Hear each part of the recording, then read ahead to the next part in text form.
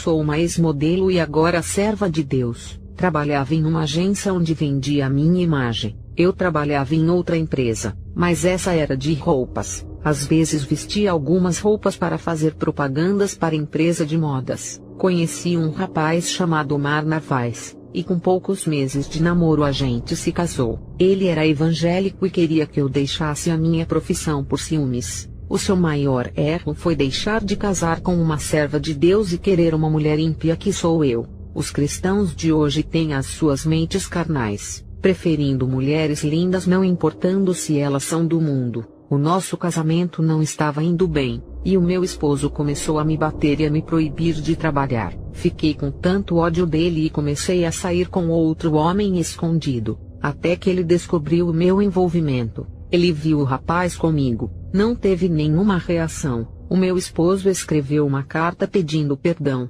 Ele disse que havia sido muito autoritário comigo, e entendia que eu estava traindo ele por vingança e não por não gostar. O que ele disse era verdade. Eu o amava, mas estava muito magoada. Eu queria causar dor nele para ele sentir o que eu estava sentindo. Ele foi embora de casa indo para outra cidade. Eu fiquei livre para trabalhar no meu emprego, e o meu irmão Fernando, que havia se envolvido com as drogas, tinha acabado de se tornar um traficante. Eu queria ficar mais bonita, e gastei dinheiro com cirurgia estética. Coloquei silicone nas nádegas e 3 meses depois marquei para colocar nos meus seios. Fui para a mesa de cirurgia e naquele dia tive complicações. Perdi muito sangue e o meu coração estava com batimentos cardíacos muito fracos. Eu estava com as visões escurecendo, estava morrendo aos poucos e a minha visão espiritual estava se tornando real. Comecei a ver demônios parecendo urubus ao meu redor querendo levar a minha alma. Eu em meus pensamentos pedia misericórdia a Deus. Eu estava morrendo de medo e não queria que aqueles monstros feios levassem a minha alma. Eu fechei os meus olhos e não consegui mais abrir. Eu acordei no inferno. Fiquei apavorada ao ver a cena de terror nesse lugar. Eu vi um homem que estava com as costas cheias de tatuagens, e um demônio chicoteava as suas costas e os pedaços de carne começaram a cair ao chão. Depois o mesmo demônio com uma lâmina cortou as costas desse homem e tirou todas as suas peles tatuadas, aonde tinha tatuagem em seu corpo. O demônio cortava a carne tatuada e deixava somente o esqueleto das costas. Esse homem foi castigado severamente por pintar o templo do Espírito Santo. Saí correndo apavorada e vi mulheres que colocaram silicones em seus corpos. Os silicones criaram vidas dentro dos seus corpos e explodiram iguais bexigas dentro dos corpos dessas mulheres. Outros silicones criaram pernas e saíram vivos de dentro daquelas mulheres. Esses silicones eram demônios parecendo uma gelatina viva que moravam dentro daquelas mulheres. E quando elas morreram e caíram no inferno, eles deixaram os corpos. Demônios do silicone moram dentro das pessoas que colocam isso em seus corpos. Você pode até morrer e ser enterrado com o seu corpo cheio de silicone, mas os demônios ficam instalados dentro da alma por causa do silicone, e só vão sair quando você estiver dentro do inferno. Para aquelas que se converteram a Jesus e têm silicone no corpo e foi liberta do mundo, o demônio do silicone saiu, mesmo que o material plástico fique dentro da pessoa. Eu tirei todos os silicones do meu corpo depois que voltei do inferno. Fiquei apavorada por saber que pertence aos demônios. Eu vi no inferno os demônios com materiais de silicones prontos para trazerem para a terra. Os demônios no inferno chamam as pessoas que colocam silicones pelo corpo de meus bonecos de plásticos. Eu vi um lugar onde só tem modelos. Elas morreram na ilusão de ganhar o mundo através das suas belezas. Eu vi modelos pobres e ricas. Tem homens modelos nesse lugar também. Essa é uma isca que Satanás tem jogado para ganhar muitas almas. Eu vi muita Miss no inferno. Ali é um lugar que só tem pessoas lindas que idolatravam os seus próprios corpos. Eu vi dançarinas de programas de televisão, pessoas que gostam de danças em casas de shows. Quando morrerem vão dançar para os demônios dentro da sala do inferno. Ali eles são obrigados a dançarem em cima dos pregos eternamente. Os pés dessas pessoas sangravam, e os pregos quentes de brasas rasgavam os seus pés. Eu vi falsos profetas, falsos mestres e falsos pastores. Os demônios enfiam um grande ferro em suas bocas até furarem as suas gargantas. Eles são atormentados na boca porque se recusaram a pregar o Evangelho, não quiseram pregar a verdade, e usaram fábulas do Antigo Testamento pregando riquezas. Eu vi um rapaz que se desviou do caminho de Jesus por não conseguir uma esposa. Eu vi uma moça que estava firme no caminho de Jesus. Quando ela conheceu um rapaz ímpio e começou a namorar, o rapaz a tirou do caminho de Jesus e o demônio da morte se apossou dele. Esse rapaz tirou a vida dessa moça e ela se encontra no inferno. Eu vi um cristão que se desviou por não conseguir um emprego para trabalhar. Ele sofria muito no inferno. Eu vi um pastor que foi deixado pela esposa e os filhos. Ele não resistiu à prova e se desviou. Ele morreu e está no inferno. Eu vi uma missionária no inferno. Ela gostava do seu emprego, e quando foi demitida se desviou. Essa mulher estava no inferno sofrendo agonias mortais. Eu vi um casal de cristãos no inferno. Ambos eram evangelistas. O rapaz fazia a obra de Deus e ganhou muitas almas. A moça também era dedicada à obra. Quando os dois se casaram, as suas fés se esfriaram. Eles deixaram de ganhar almas, e apesar de irem à igreja tinham renunciado aos seus chamados. Eles foram ungidos por Deus para fazerem a obra de levar o Evangelho e deixaram de anunciar. Um dia eles foram viajar para um lugar em busca de curtir a vida. Eles foram de carro, e nesse dia os demônios armaram um laço de morte. O carro bateu em um muro e os dois faleceram, e agora estão no inferno. Eu vi políticos no inferno por causa da corrupção e da mentira. Eu vi cristãos políticos no inferno. O cristão não pode ser político. A única igreja que faz aliança com a política é a meretriz do Apocalipse. A meretriz é a falsa igreja que faz aliança com o governo da besta e aceita sua marca. A falsa igreja perseguirá os cristãos. Qualquer igreja que faz aliança com os governos dessa terra já não são mais noivas, e sim meretrizes. Eu vi calças jeans femininas e masculinas no inferno. Eu vi saias jeans no inferno. Esse pano foi feito na galeria do inferno, e o pano foi consagrado por um satanista para nunca sair de moda. Homens e mulheres de Deus, não usem esse pano. Eu vi várias modas jeans no inferno. Eu vi calças rasgadas, manchadas e com bordados no inferno. Eu vi calças esportes consagradas ao diabo. Eu vi tênis no inferno e uma fábrica dos demônios. Essa fábrica produzia tênis com as marcas da Nike, Olímpicos, Adidas e outras marcas. E na terra essas marcas fazem sucesso por serem consagradas a Satanás. Não usem tênis, usem sapato social.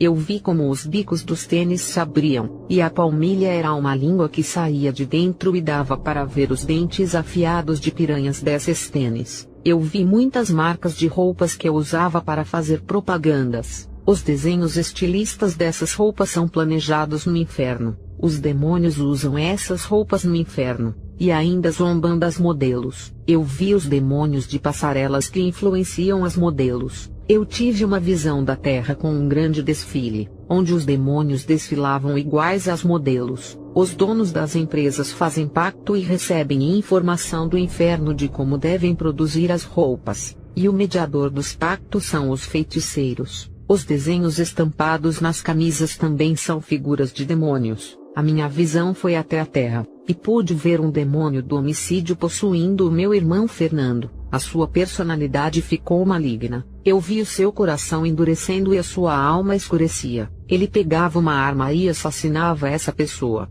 Eu sou Omar Narvaez, esposo de Belinda Martínez. Eu tinha ido embora para outra cidade e estava triste por não ser um bom marido. A minha rebeldia como um cristão custou um alto preço. Eu tive um sonho com um anjo de Deus que vinha até mim e tocava no meu corpo. E de repente o meu corpo se encheu de lepra. Depois desse sonho eu tive leucemia e fiquei internado no hospital. Eu estava sendo quebrado por ser um cristão de má índole e de coração duro. Me arrependi e fiz orações dentro do meu quarto onde estava internado. A minha família, quando soube que eu estava internado, me abandonou. Nem a minha esposa sabia da doença que eu tinha. Comecei a orar para ela me perdoar. Enquanto eu estava presa naquele lugar, uma força me puxou do inferno. Eu estava na cama de cirurgia. Os médicos tinham colocado os meus silicones e estavam lutando para eu ressuscitar naquela cama de hospital. Eu voltei a viver, me converti naquele leito. Meses depois eu tirei os silicones para tentar ser uma pessoa natural. Foi muito doloroso. Tirei porque quis, pois Deus havia me perdoado. Estava orando na madrugada. Eu vi um homem armado em uma moto ao redor da casa do meu irmão Fernando. Por detrás desse homem estava um demônio da morte. O meu irmão estava prestes a ser assassinado, pois o homem esperava ele sair de casa para matá-lo. Eu orei para Deus dar o livramento ao meu irmão, assim como um anjo cegou o exército da Síria. E aquele homem, toda vez que ficava esperando meu irmão para matá-lo, era cegado pelo anjo que o livrou através da minha oração. Hoje o meu irmão é pastor de igreja. E um demônio usou um homem rico, dono de uma agência de modelo, que ofereceu um contrato milionário para eu trabalhar como modelo. Eu fiquei confusa e disse que iria pensar, e que no dia seguinte lhe daria uma resposta concreta. Quando foi à noite, eu sonhei com muitas almas descendo ao inferno e pedindo socorro, e uma voz me disse: muitas almas estão morrendo e outras estão pedindo socorro. Se tu não fores para a missão, muitas irão se perder por sua causa. No dia seguinte eu disse para o empresário de modelos que não queria o emprego. Ele dobrou o dinheiro. Quando ele fez isso, Deus me permitiu enxergar o seu rosto, que estava deformado, parecendo um monstro. Eu rejeitei e fui para casa orar por ter vencido a tentação. E o Senhor falou comigo mandando o seu anjo, que apareceu em meu quarto e disse: 500 almas esperam nessa missão. Satanás sabe disso e tentou lhe parar. Ele é capaz de oferecer fortunas, poder e até reinos para impedir que uma pessoa faça a missão. Porque 500 almas para ele é muita coisa e não quer perder. O dinheiro para Satanás não tem valor algum. Na eternidade o dinheiro não vale nada. Somente no mundo físico e material. O que tem valor no mundo espiritual é tudo o que é eterno e não é perecível. Uma alma é eterna. E para Satanás tem mais valor do que todo o dinheiro do mundo. Não há banco que compre uma alma.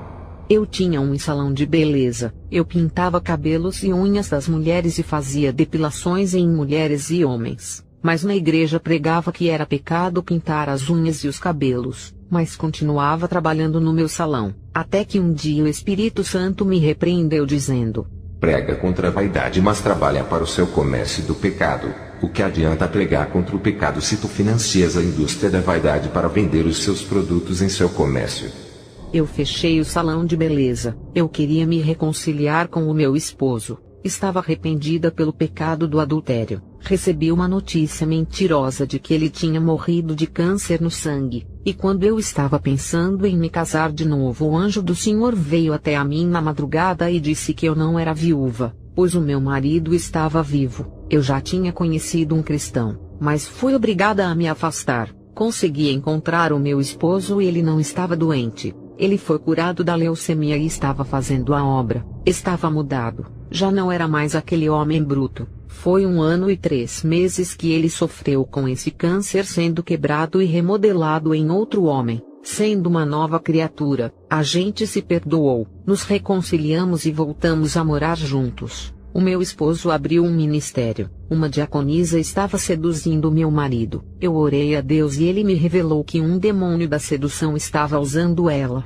Orei a Deus pedindo o livramento do meu casamento e essa diaconisa se desligou do nosso ministério e nunca mais a vimos. Quando eu tive essa revelação do inferno, nunca mais voltei a trabalhar naquela empresa de moda. Eu prefiro perder tudo nessa terra, até os privilégios de ser modelo e a garota propaganda, mas com a certeza de perder tudo aqui para ganhar tudo quando entrar na mansão celestial. Eu vejo pessoas que querem coisas na terra e sacrificam as suas vidas por coisas terrenas. Nada disso tem valor comparado com a graça de Deus e a salvação, a alegria de ter o nome escrito no livro da vida, e transbordar no rosto a unção de Deus em tudo na vida. Somos ricos por tudo isso. Quero dizer para as pessoas que colocam o dinheiro acima de tudo: eu ganhei muito dinheiro como modelo, e o meu alto salário não preenchia o meu vazio. A meretriz do Apocalipse está adornada com os adornos do mundo para seduzir. A meretriz usa vestidos sedutores e se embriaga com o vinho dos prazeres. Muitas mulheres da igreja usam os mesmos adornos desse mundo.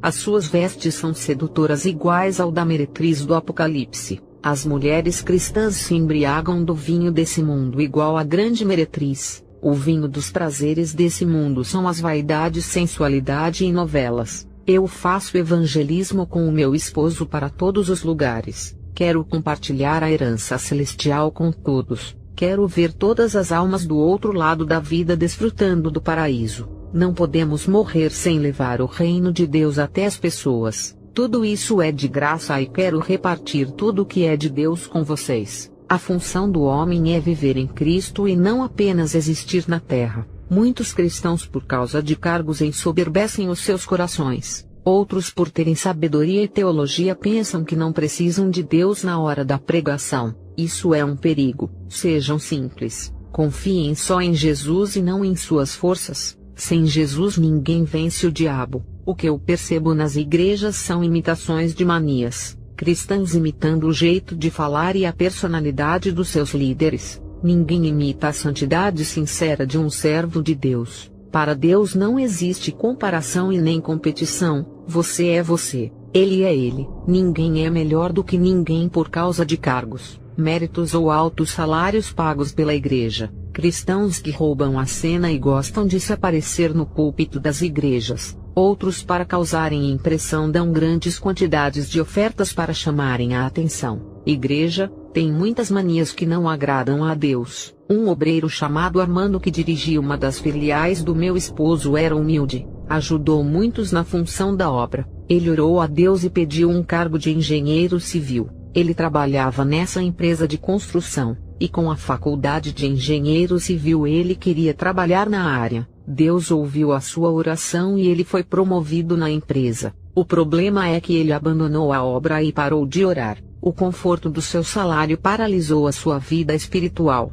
Ele só pensava em viajar, e o Senhor me revelou que Satanás iria se aproveitar desse comodismo para destruir a sua vida. Ele era um pastor, e as suas pregações eram tremendas. Um dom maravilhoso que ele pediu e recebeu enterrando essa dádiva. O meu esposo teve que escolher outro obreiro em seu lugar para dirigir a filial. Eu tenho orado muito para Deus despertar o irmão Armando para que ele volte a fazer a obra. Muitos obreiros do nosso ministério que perderam os seus bens materiais se desviaram do caminho de Deus. Isso significa que os seus corações não estavam em Jesus, mas nos bens dessa terra. Eles foram reprovados como homens de fé e não passaram no teste. Obreiros do nosso ministério que eram mais usados do que eu saíram do caminho de Jesus por estarem desempregados. Eu fiquei preocupada em ver tanto cristão saindo do nosso ministério. O Senhor me disse: esses que saíram vou mandar provações para trazer transformações.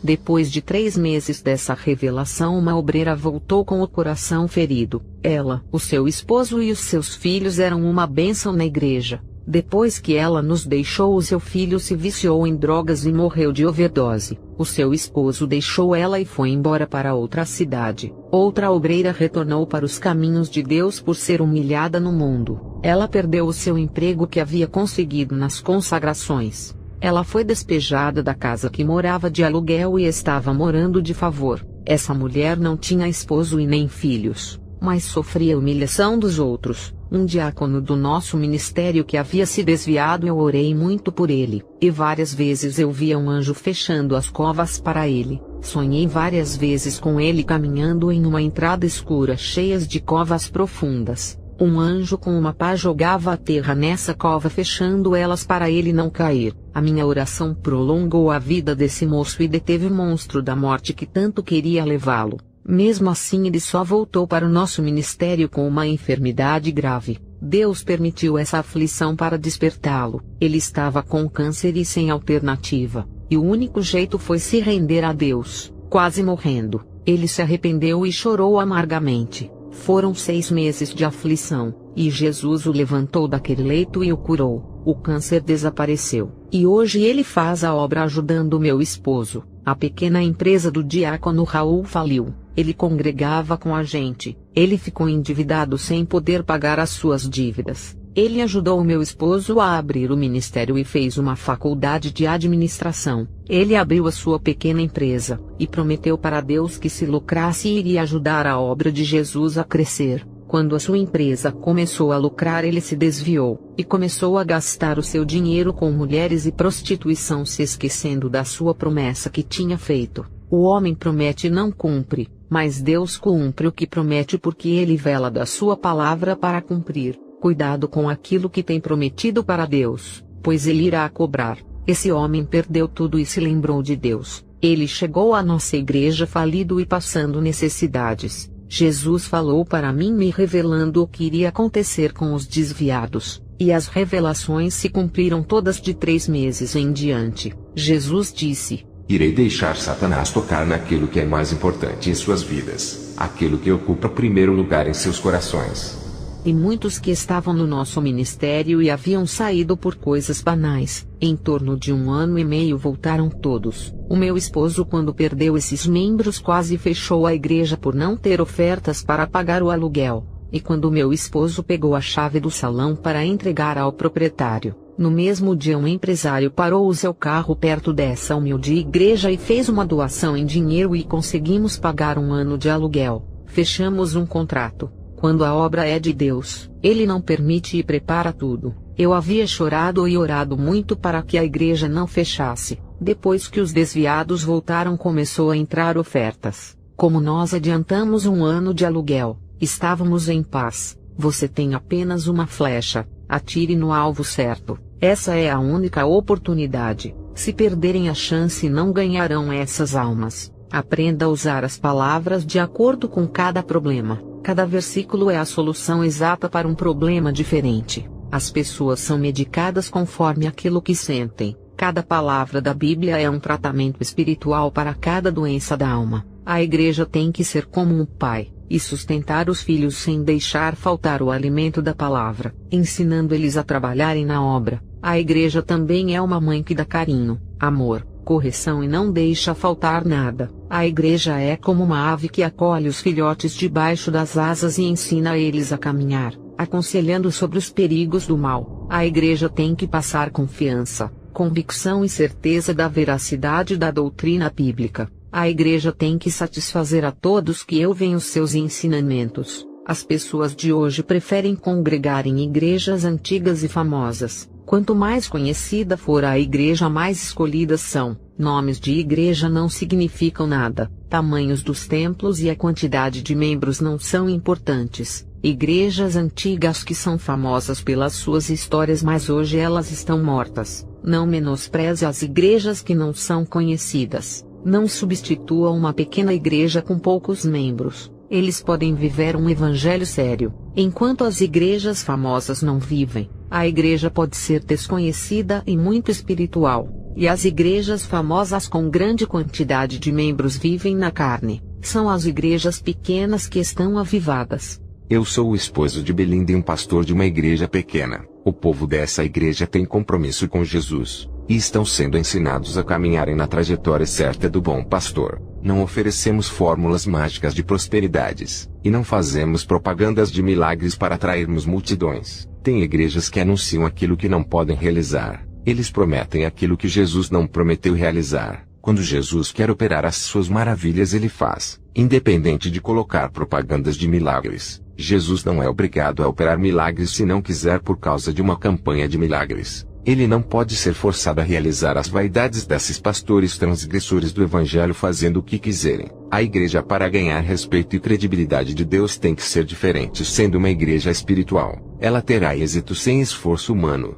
Jesus estará no controle do ministério. A igreja humilde tem que tratar bem as almas e coletar os endereços dos visitantes católicos. Os obreiros na minha igreja atendem bem as pessoas e dão ensinamentos nos lares. Almas têm se convertido, e nós estudamos cada bairro onde pisamos os pés antes de levarmos a palavra.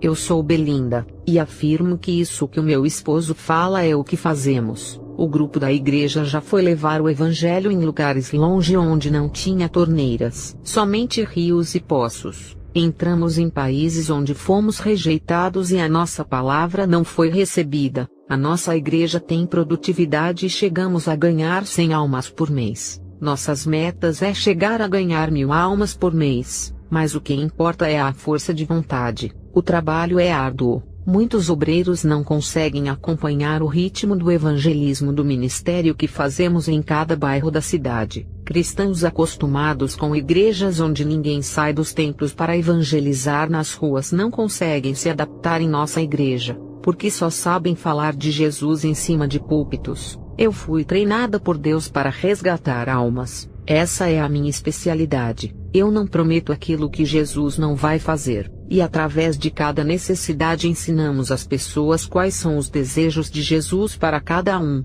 Não fazemos campanhas prometendo uma vida realizada fazendo Jesus de gênio da lâmpada. Sempre falo das dificuldades de ser um cristão e do caminho estreito que eles devem seguir. Quando nosso grupo vai para as ruas evangelizar, sempre falamos para as pessoas que pode ser a última chance e a única oportunidade para se salvarem. Pode ser os seus últimos dias de vida. Alguns podem morrer hoje ou amanhã. Vamos continuar fazendo esse trabalho com amor para alcançar os corações. Temos que acertar o alvo e sermos competentes. Eu desejo a todos que nos ouvem que se esforcem na obra. Fiquem com Deus e na comunhão do nosso Senhor Jesus. Amém.